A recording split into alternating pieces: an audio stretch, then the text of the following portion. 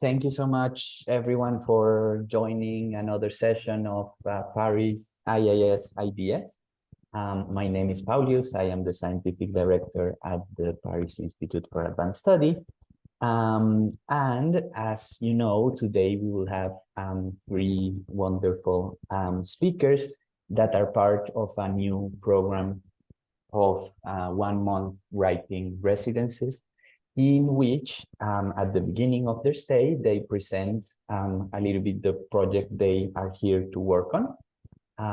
And then during the month, they will work on a paper that will develop a concept or idea that they have been working on before, and they will produce something like a definitive version of that important concept. We will have three talks, as I mentioned, one at 2 p.m., one at 3 p.m., and one at 4 p.m. Speakers will present for around 20 minutes, and then we will have 30 for questions, and then hopefully a 10-minute intermission between each talk. I want to welcome our first speaker for today, Professor Paul Rosin. Thank you so much for being with us. Paul Rosin is a professor of psychology at the University of Pennsylvania. He is a member of the American Academy of Arts and Sciences and recipient of the American Psychological Association Distinguished Scientific Contribution Award. He was the co-founder and co-director of the Solomon Asch Center for the Study of Ethnopolitical Conflict at the University of Pennsylvania. And today he will be speaking about the French versus American food worlds. So thank you so much, Professor Paul Rosin, for being with us, and please go ahead. I'm going to talk just background quickly, biology and psychology PhD, starting out with a biological focus, understanding animal food choice. And then I shifted to humans. And as I did, I realized that the main determinants of human food choice are cultural, not biological. And so I became a cultural psychologist, and that's what I am. I'm starting out with the concept of pre-adaptation from Ernst Mayr, the idea that the major force in biological evolution is not mutation, new things, but borrowing existing things that you already have for one purpose and another. And that's even more true of cultural evolution. Two examples: the mouth for eating originally, then for speech, and the computer originally for calculating and then for word processing. And the idea is the other idea I want to get across is the idea of defaults. That one way that cultures differ is their defaults are different. The way they originally think about something is different. The first way they think, which often affects how they subsequently think. Here's an example.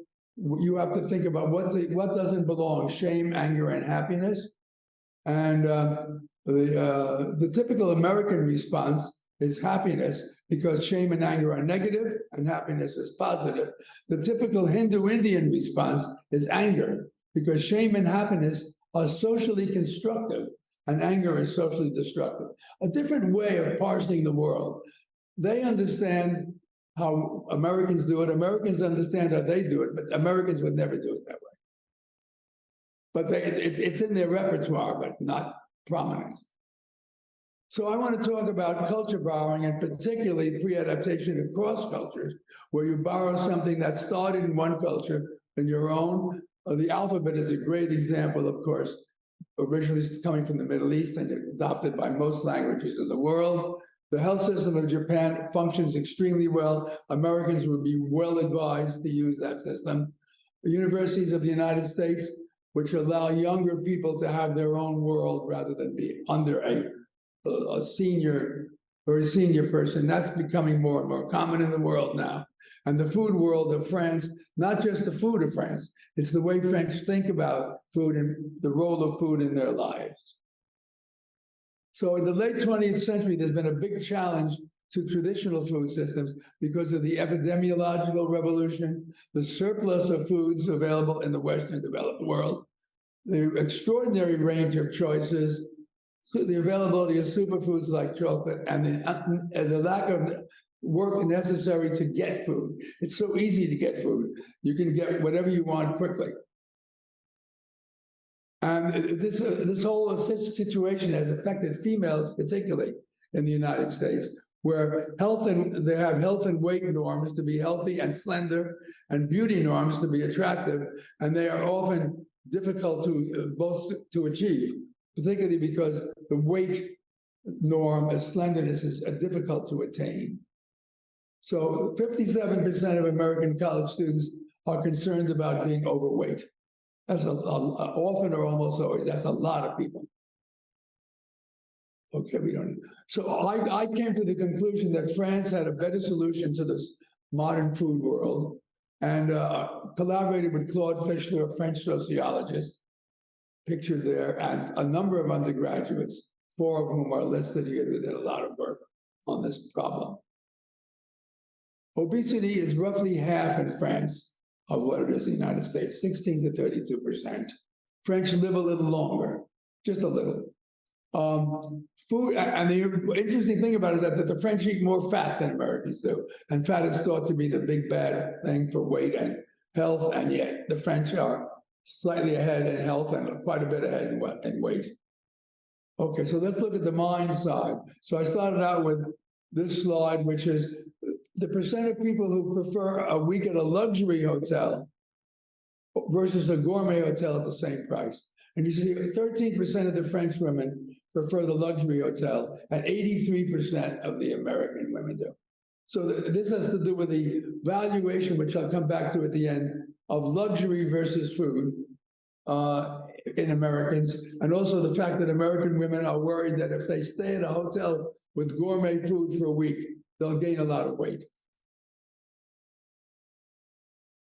This is the natural way you think, the default way you think. What do you think of when you think of heavy cream? Typically, the French think of whipped and the American think of unhealthy. So Americans are thinking the consequences of food, and French are thinking of food as it is eaten, the experience of eating it.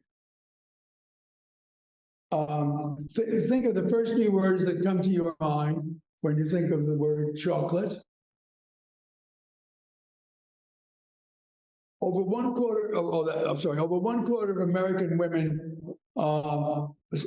use a fat word, fat, fatty, fattening. So they're taking chocolate and thinking of it as an effect on their body. The French typically say things like mousse, délicieux, things of that sort. We asked people, these are adults from France, United States, do they think they're eating a healthy diet? And ironically, 76% of the French women do, and 28% of the American women. But the American women are changing their diet to be healthy. They're eating low fat, low salt foods, more vegetables, and so on. And they're not feeling that they're eating a healthy diet. So they're getting the worst of both worlds. They're not eating a healthy diet, and they think, but they're trying to, but they don't think they're succeeding. French and Americans differ in the way that they think about food and medicine. French tend to protect the food category. It's a special category, and they don't want it, dirtied up by other things. So French tend to have separate thoughts about food and medicine. We've asked this in many ways. By French law, drugstores cannot sell food, making that a distinct difference. And when we ask people open-ended, what do you think the relation is of food to medicine? Over a quarter of the French say there is none, whereas only 4% of Americans say that. And finally, this sequence, how would you divide all food and drinks into 2 categories? I want you to think about how you do that. You already did that because you saw it on the slide. And in the United States, 81% of Americans think healthy, unhealthy. That's the basic distinction among foods. It's not a valid distinction because there isn't such a thing as healthy and unhealthy foods. It depends how much you eat. But only 20% of the French say that. I personally would have said animal origin versus plant origin foods, but there are many other ways to divide them. And another study on, again, adults. This was originally done on adults from 6 countries, but we're only going to talk about 2 now. we describe 5 different people and say, how much are you like each one? This is one person. Person D considers eating to be one of the life's greatest pleasures. She talks a lot about food and cooking and pays much attention to the quality of the products that she consumes. So there's also a health, a person who's focused on food and health. That's the first part of the graph there, and you see that the Americans are much higher, much more similar to that person than the French. That people focus on diet, eating low-fat foods and not too much. Again, the Americans are much higher than the French. On environmental things, they're about equal. For the joy, the one you read just a moment ago, the French score have a much higher rating of that than the Americans. And the social, the French have a higher rating as well. So French think of food more as joy and social, and Americans tend to think of it as health and diet. We ask people for what's the best metaphor for food in the body? What do they like? And the predominant French response is a tree, which is a natural biological thing where the tree takes nutrient from the soil. The Americans are, say, car or factory, a much more mechanical way of thinking about your relationship to food. Now let's look at the food environment where we switched last time. In an American food store, there's an enormous array of food. This is the yogurt section in my local supermarket. It has 154 different kinds of yogurt. The French tend to have fewer. By the way, the French are getting more and more variety now. But the French, this data that I'm describing was collected around 2000, so 20-some years ago. And we've measured this in many ways. The French have fewer ice cream flavors available to you. In a restaurant, there are fewer choices of meals and so on. So the French have a more communal way of thinking about food. These are the good ones. These are the ones you should choose. And Americans want everybody to have their favorite little option. This is work from Kahneman and, among others, Fischler, in which they got people to keep diaries of their activities in 2 places, Rennes in France and Columbus in the United States, middle-sized cities. And you see that the French spend more time walking, 19 minutes versus 7 minutes a day, and they spend a lot more time eating, 117 minutes versus 52 minutes. And we've measured, even in McDonald's, the French take more time to eat their minimal meal. We went into France and the United States, Paris and Philadelphia, and measured portion sizes. In McDonald's, we weighed the weight of the same 7 foods. They weighed 189 grams in France and 256 grams in the United States.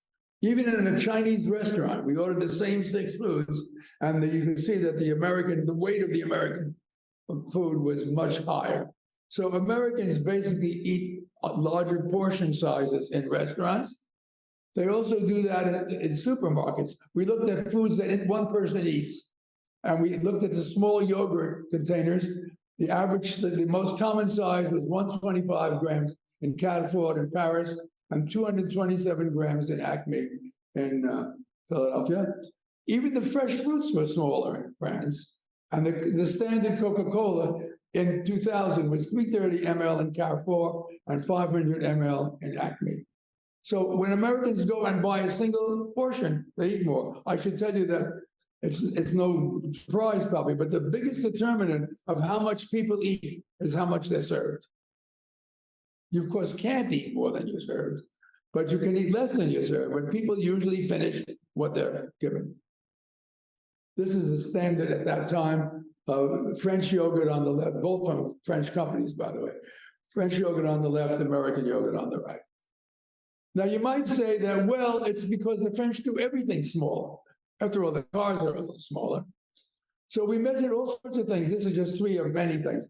American toothpaste, the most common amount is larger in Acme than Carrefour. But cat food, if you look at the bottom, is actually slightly higher in France. Their cats weigh about the same. And toilet paper, square by square, is larger in France than the United States, even though the French eat less. So that's pretty surprising. And the reason that this works, that portion size works, is with something called unit bias, which is that people tend to eat one of something. They eat one sandwich in a lobby in a house where they serve food for people who are going and coming. We put either a teaspoon or a tablespoon. These were M&Ms they were eating. Now you can take 3 teaspoons, that's 1 tablespoon. But if we put a tablespoon in, people ate 70% more than if we put a teaspoon in. Similarly, if we give them pretzels, full pretzels or half pretzels broken in half, they eat many more calories if they eat large pretzels, because they take a pretzel and then they eat it. So that's why portion size works. Now that can be violated. You can have you can take 2 pretzels, and some people did. And here's a clear violation. This is a colleague of mine eating 6 boules of the best sorbet and ice cream in the world, coming from 2 blocks from here. He's standing in front of Bertillon. Those of you who haven't been there, you should definitely go. It's on the Saint Louis, and they have small boule, but you can get 1, 2, or 3. They encourage that. So, but if you eat only 1 boule, the size of the French boule is much smaller than the size of the standard American boule of ice cream. Now, this is actually an American family. I couldn't find a good picture of a good French family. So this is an American family. But I'm making a point about the French. These people in this family are all eating the same thing. And they're sitting around the table together with no cell phones and no television. That's more like a French family than an American family. Americans tend to eat what they like best, just like they pick which flavor of yogurt they like best. They'll eat what they like best for dinner. They don't necessarily all eat the same thing. They often don't even eat at the same time. The French dinner is pretty ritualized. It's usually about the same time every day, unlike in the United States. And the family sits around and the food is what's served and you eat it. If you don't like something, you don't eat it, but you don't get other things. Now let's turn to relate this to some issues, public health issues. In the United States, over the 20 years from 1990 to 2010, Americans gained about 30 pounds on average. That's 1.54 pounds a year that they gained. That's what's called the obesity epidemic. If they drank 2 or 3 less Cokes a week and held everything else constant, there would be no obesity epidemic. A slight reduction in your intake consistently over time will really have a substantial effect on your weight. And this means that there are a lot of things we could do to hopefully adopting some French principles to reduce the obesity epidemic by just making people eat a little less regularly. American food companies have now produced small-sized Cokes. That's the standard Coke on your left, and that's the modern Coke on the right. You can get both now. They're both common, and the food companies are happy to promote the small one because I think they make as much money on the small one as the large one, because the charge per ounce is greater on the small one. But that's a sellable product now. It's succeeding. So Americans are reducing their food intake, their calorie intake in this way, following the French portion size principle. I don't think that's what they're thinking, but that's what they're doing. Here's another example of work we've done. This is a food smorgasbord, one of these places where you get lots of different things in a cafeteria, and there are 3 rows of foods, and the middle row where the tomatoes are. We found that if we put a scoop as opposed to tongs, the people would eat less of the food if we put tongs in. So that means it was a little harder to take the food, and they would take less. Similarly, if we put food in the middle, like the tomato there, they would eat less than the same food put at the outside where the cheddar is, because they have to lean over to get to the middle. And believe it or not, that discourages intake. Not much, maybe 5% less, but again, remember the Coke rule. Now, these are nudges. Here's another example of an exercise nudge, how to get people to exercise more. As you know, French love dogs, like Americans, and their dogs poop on the street, as American dogs do. But Americans are better at picking up the poop. So in French streets, this is in a little town in France, we use an arrow to indicate, there are a number of poops on the street. Now, when you're walking down a French street, you have to dodge the booths. So you have to go this way, and you spend more energy than if you walk straight down the middle. But that's trivial, but it's little things like that that can add up to actually spending more energy. You don't need a big change. This is an example of something that's happened in Philadelphia that's an attempt to do this. This is an attempt to serve a French or Italian style food school lunch. And usually the lunch is on a line, and there's all kinds of commercial foods. In this particular school, the food is made on site. There are 3 courses. Everyone gets the same course, and they sit at the table for half an hour. That's a French-style meal, and it was quite successful. The kids adapted to it quite well. They didn't throw the food or anything, and there was a very successful program. So it's an attempt to, and they're eating less, by the way. So as I've tried to explain, in terms of attitude, the French focus on the pleasure of eating, and the Americans focus on worry. French think of food in culinary terms, what the food is like, and Americans think of it in nutritional terms. French spend longer eating, which means, by the way, they get some feedback from what they're eating, and the Americans are short time eating.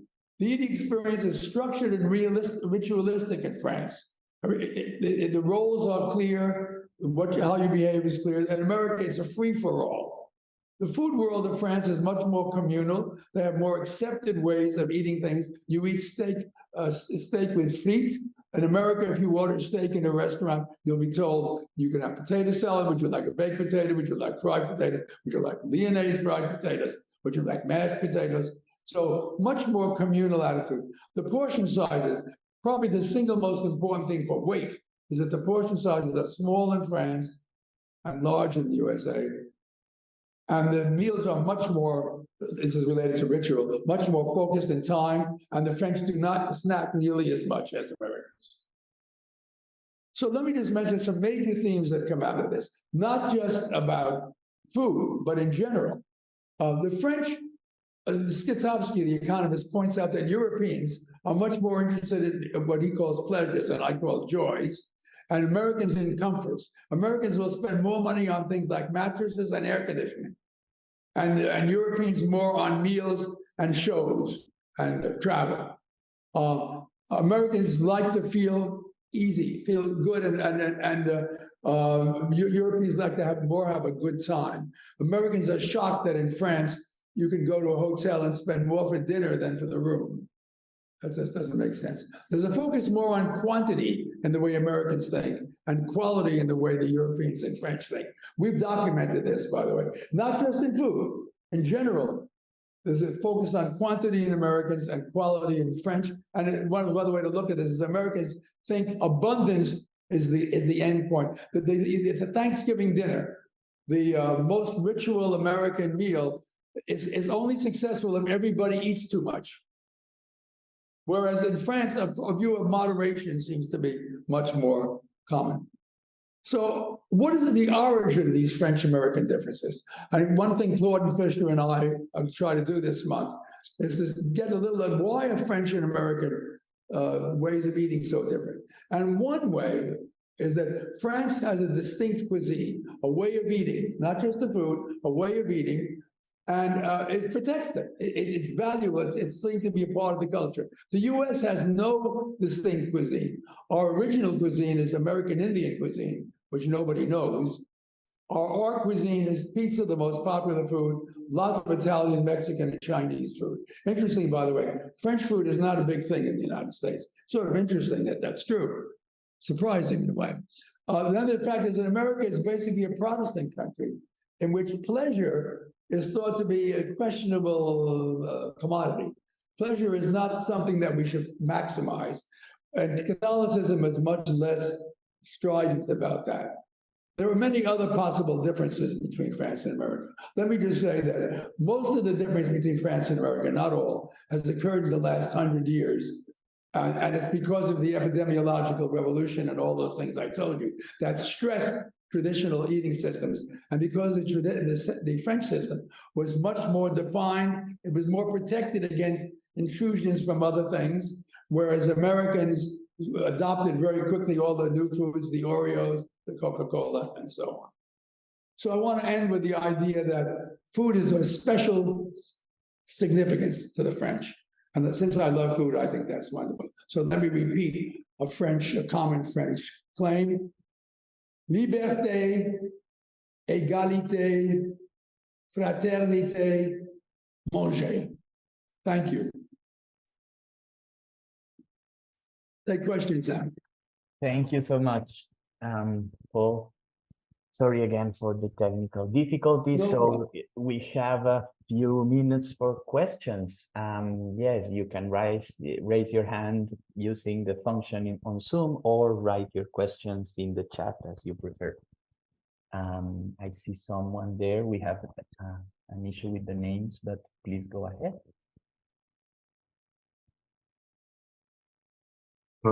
I think Ah, it's me, Polius. Yes, I realize right. I see myself on the screen. Sorry, I'm stuck at home with COVID. Paul, thank you very much, and again, apologies for the technical glitches, but No it's good problem. all stuff loud and clear. I I was wondering in your explanations in the end, and if there's not something about the provision side, you know, I mean the structure of the agro industry Mhm. in the US has been much more intensive than in France and in most of Europe. And so some people who are against industrialization sort of like put forward the role of the industry. And this is a recurrent critic of the industry, that it would force people to eat junk food, and so we know that there are several trends in there, that it is not the case that industry always goes in that direction. But I was wondering if in the US there hasn't been more of that effect than in Europe. What's your feeling on this? I think, well, that's something we're going to explore, and I think that's correct. It's also true, however, that the food industry, because it's trying to make money, is trying to cater to preferences. So we have a big change in the food industry. Fat-free foods, which is what people want, are being produced massively. Diet sodas and things like that, much more common, by the way, in the United States than in France, but soda is not as common in France. And now we have small portion sizes coming in, actually, ironically. I'm surprised that small portion sizes are coming in, but they are coming in. So the answer is yes, but it may be that the people changed before the industry. That is to say, what made the industry make these products, these Oreos and Cokes? And the question is that, and they try them out and people love them. So the question is, are they responding to changes and perhaps then exaggerating them? Or are they actually initiating the changes? And that's a good question that we don't know the answer to. Another thing is you probably know the Custer experiment about the taste for vanilla in ketchup, right? Like they tested in blind tasting with very small additions of vanilla in ketchup, and those people who had been breastfed had less preference for the vanilla flavored ketchup than the ones who had been fed with baby formula, right? And the reason is that the industry, when making baby formula milk, added vanilla because they know that the mothers taste what they give to their kids, and that so the taste of vanilla would not let the strange taste of vanilla, of baby formula disturb them. And so this means that a lot of adult preference is acquired probably at very, very early age.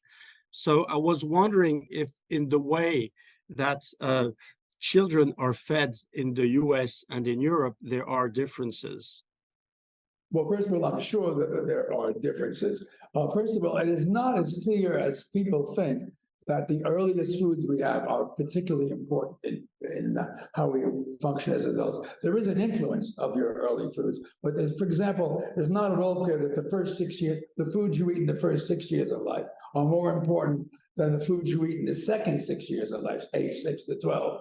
So but there are effects, and it is true that it has maybe an example where the food industry came up with an idea that mothers are looking at food, that they're tasting the food and using their desires rather than the infants to pick the food. That might be an industry idea which produced the effect that you're talking about. So it isn't the case that the food industry is simply slavishly following what people are asking for. They're also creating things that they think people will like, and which are not all available. So it's a very complicated situation. But I personally think that the industry is blamed too much for things that are just, people like sweet, and the industry says, well, you like sweet, we're going to give it to you. Thank you. Thank you so much. How are you, by the way? Yeah. I see. Yeah. Okay. Patricia. Hello. You're on mute. I had a question concerning this ideal of slenderness that you referred to at the start, in particular in relationship to women. Yes. That you cashed out in terms of relations to health on one hand and to beauty on the other, and where these can stand in contrast. And I wanted to ask you a little bit about an alternative way of reading this slenderness ideal as being clearly connected to socio-economical factors, where it has been noticed that whereas for men, the weight is not directly correlated to your social economical standing, but that is the case in women. So perhaps not only health and beauty may explain these slender kind of ideals, but it has to do with much deeper types of reasons than simply kind of food of culture or the food industry, but it has to do with things like construction of class and gender and economics and things like that. And I just wanted to hear your reaction on that. Well, you're absolutely right that in Western developed countries, the thinner women are the wealthier women. There's no question about that. I don't know if that was true 100 years ago. I just don't know the answer to that. So the question is, when this started, which was about 100 years ago in the United States, a little more than 100 years ago, was that the case at that time? I don't know. Maybe it was. But in the middle of the 19th century, plumpness was more of an ideal. That wasn't the ideal woman's shape was not very slender. Now, that may have been true. I don't know then that the upper class women were heavier. Now that's shifted to lighter. So the only question is, I'm sure it's evolved first. Absolutely. The question is, did it lead to these changes, or was it a consequence of these changes? And that I don't know, because dieting and slenderness was related to constraint, was related to the ability to control your body. And there was even in the beginning of the 20th century, there was a moral feeling that people who were overweight were immoral. They were unable to control their biological urges. Now that would also maybe appeal more to upper class people, that whole peculiar sense of morality, that controlling your biological urges is what's moral. You're absolutely right about the phenomenon. The question is the historical ordering of these events. And of course they feed on each other. So even if something doesn't start it, if it comes in there, it then becomes further motivation for people to continue it. So yes, I'm glad you mentioned that. There are a number of other accounts of why this has happened. One of them, which the historian Peter Stearns talks about, is consumerism.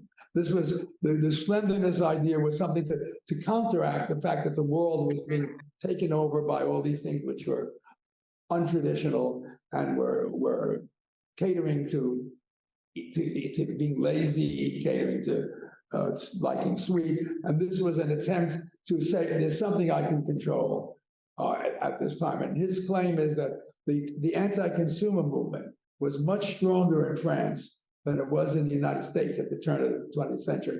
So they didn't need a compensation for consumerism, which the Americans had to express this way. I don't know if that's true, but it's an interesting idea. Thank you. Thank you. Wonderful. Any last questions? Maybe.